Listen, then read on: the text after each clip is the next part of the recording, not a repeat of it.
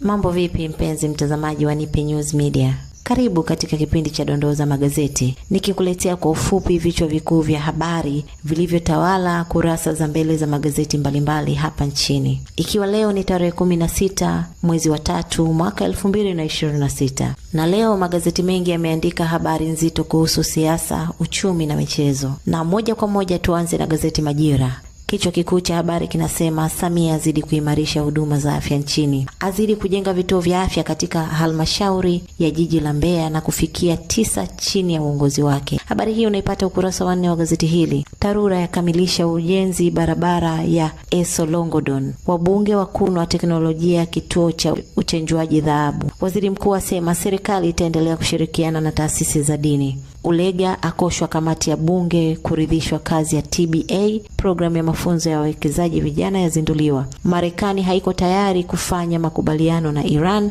amesema Trump. Ndivyo ninavyohitimisha na gazeti Majira, na sasa tuligeukie gazeti Raia Mzalendo. Hospitali ya Shifaa yapiga hatua kubwa tiba mfumo wa upumuaji. Yazindua idara mahususi kutibu mfumo wa upumuaji. Inatumia teknolojia ya kisiasa katika vipimo na matibabu. Serikali yaipongeza kwa kutumia teknolojia ya kisasa. Habari hii inapatikana ukurasa wa 2 wa gazeti hili.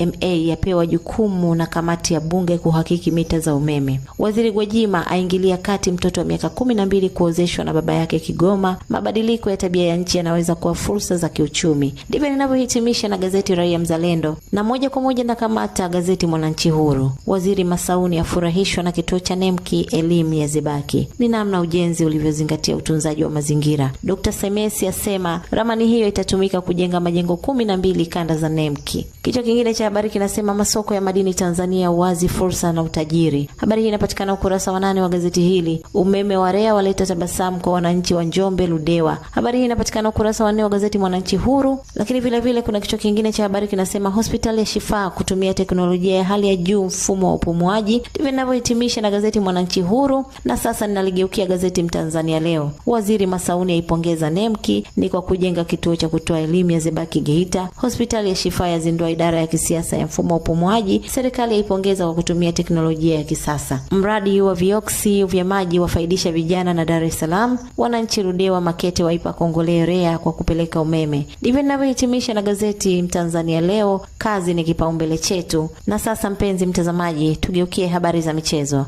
Na hapa nimekamata gazeti Mwanasport. Diarra njia nyeupe apewa mmoja tu mpya kikosini kwake. Vita mpya. Kiungo JKT wataja Pacome Chama Samata hali ngumu. Dakika za jioni marefa wameamua kuharibu. Priyanka anaitikisa kwa mkwanja.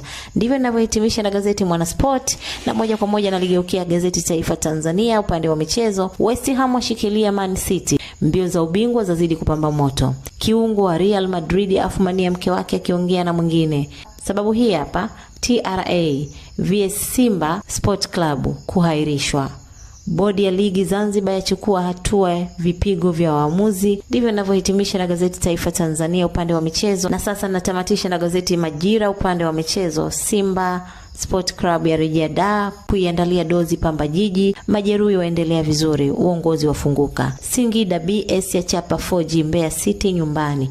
Ndivyo ninavyohitimisha na gazeti Majira, na hizo ni baadhi tu ya dondoo za magazeti ya leo. Kwa uchambuzi zaidi wa kila habari, endelea kufuatilia Nipe News Media. Mimi ni Ngonise Kahise, asante kwa kutazama na kutufuatilia.